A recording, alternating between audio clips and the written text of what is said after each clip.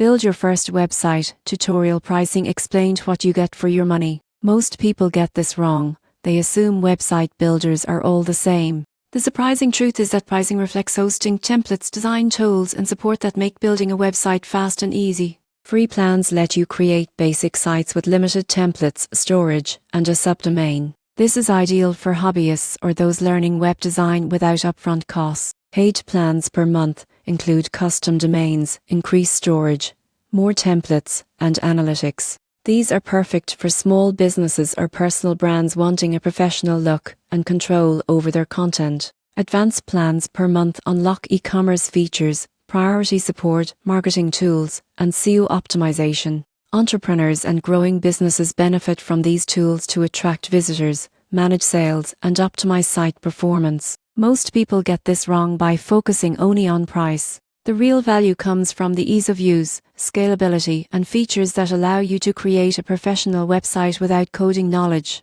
In conclusion, website builder pricing reflects the combination of tools, templates, and support. Choosing the right plan ensures you build a functional, attractive website that meets your goals and maximizes the value of your investment.